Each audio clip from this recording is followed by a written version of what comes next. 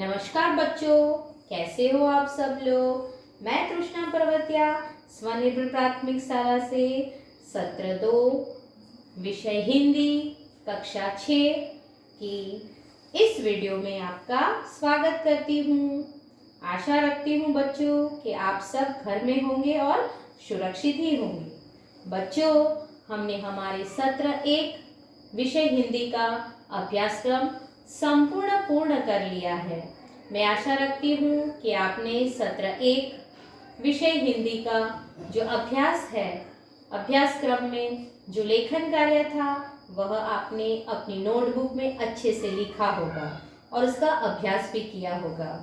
बच्चों, आज हम इस वीडियो के द्वारा हमारी द्वितीय सत्र यानी सत्र 2 विषय हिंदी का अभ्यासक्रम शुरू करने जा रहे हैं। बच्चों, याद रखना, लेकिन आपको सत्र 1 के आपने जो नोटबुक बनाई है उसे संभाल कर रखना है और उसमें से आपको अपना अभ्यास भी करते रहना है, क्योंकि स्कूल की तरफ से स्कूल के द्वारा आपकी परीक्षा ली जाएगी सत्र 1 की, बराबर। इसलिए आपको सत्र 1 की जो आपके पास जो पाठ्य पुस्तक और आपने जो नोटबुक बनाई है उसे अपने पास ही संभाल कर रखना है और उसमें से अभ्यास करते रहना है।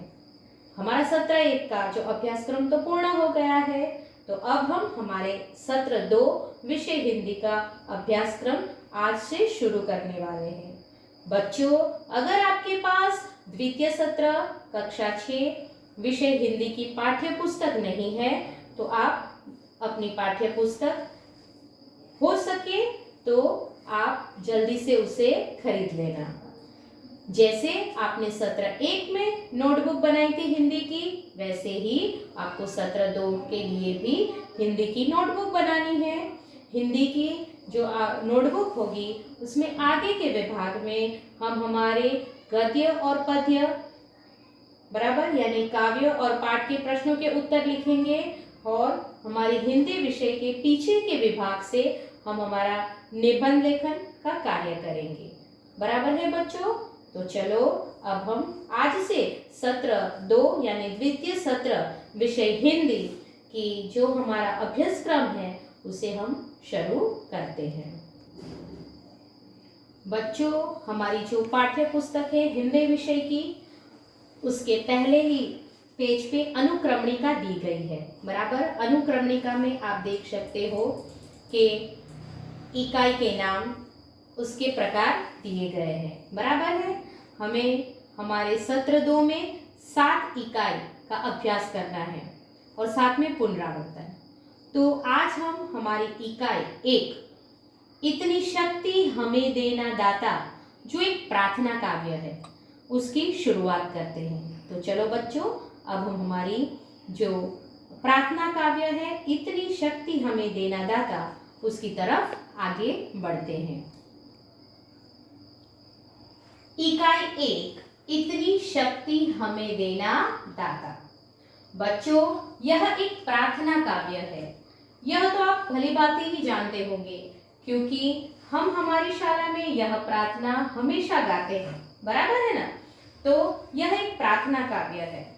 इस कविता में, यानी इस कविता के बारे में मैं आपको बताऊं तो इस कविता में कवि ईश्वर से यह प्रार्थना करते हैं कि हम सब लोग अच्छाई के रास्ते पर चलें, भूल कर भी हमसे कोई गलती न हो, हमारे मन में किसी से बदला लेने की भावना पैदा न हो, हम पाने की नहीं देने की चाह रखें।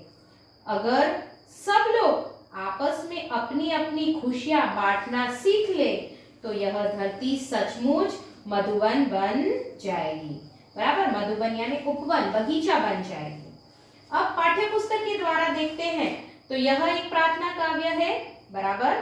काव्य में ईश्वर से प्रार्थना की गई है कि किसी भी परिस्थिति में किसी से कोई भूल न हो, सबका जीवन उदार बने, ऐसी मंगल कामना की गई है।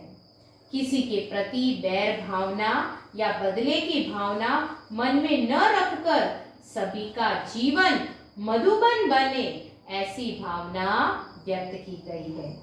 बच्चों, कविता को जानने से पहले, उसको समझने से पहले हम क्या करते हैं, उसके शब्दार्थ को एक बार देख लेते हैं और समझ लेते हैं।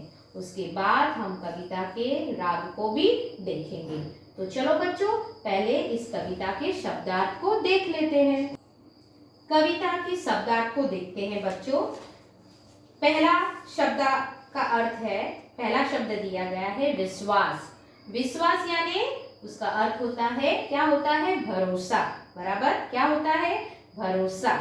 नेक, नेक यानी ईमानदार, और इसके अलावा हम उसके लिए अच्छा शब्द भी लिख सकते हैं। फिर है रोशनी। रोशनी, रोशनी यानी प्रकाश, उजाला।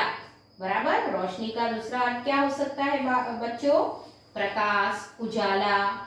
बेबसी, बेबसी शब्द का अर्थ क्या होगा, बेबसी यानी क्या होगा, लाचार।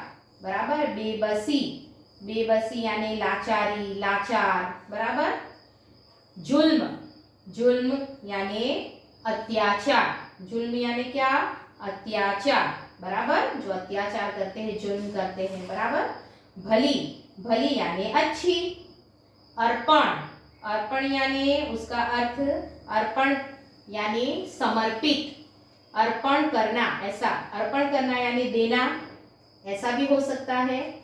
मधुवन, मधुवन यानी उपवन, बगीचा। बराबर। पावन, पावन यानी पवित्र। पावन का अर्थ क्या होगा बच्चों, पवित्र।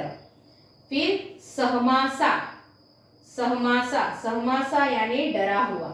सहमासा यानी डरा हुआ।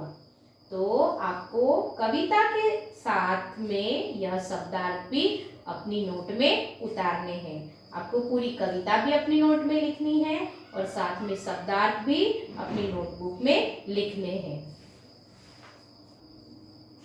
बच्चों, यह जो प्रार्थना काव्य है उसका राग तो आपको अच्छे से आता ही होगा। तो चलो हम सब मिलकर यह जो प्रार्थना काव्य है उसकी 4 पंक्ति पहले गाते हैं। बराबर है।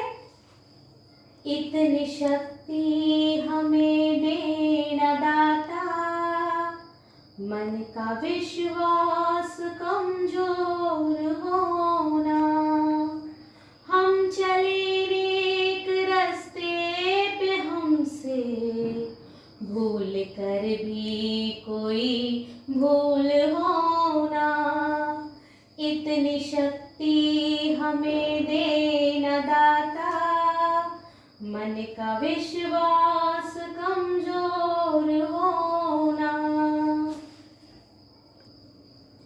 तो देखा बच्चों, इस तरह से आपको पूरी प्रार्थना काव्य की गाने की जो हमने अभी जो गाना देखा, यानी हमने जैसे ये प्रार्थना गाई उसी तरह से उसी राग में आपको यह प्रार्थना काव्य को गाना है।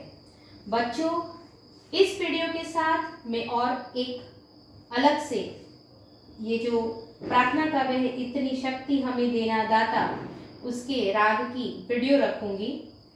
उसको देखकर आपको यह प्रार्थना काव्य पूरी अच्छी तरह से वह राग सुनकर उसी राग में गाने की प्रैक्टिस भी करनी होगी। तो आज हम हमारी वीडियो में यहाँ तक ही देखेंगे बच्चों। अब हमारी अगली वीडियो में हम इस कविता के जो अर्थ है, बराबर सरल अर्थ है कविता का, उसको समझेंगे। तो आना बच्चों।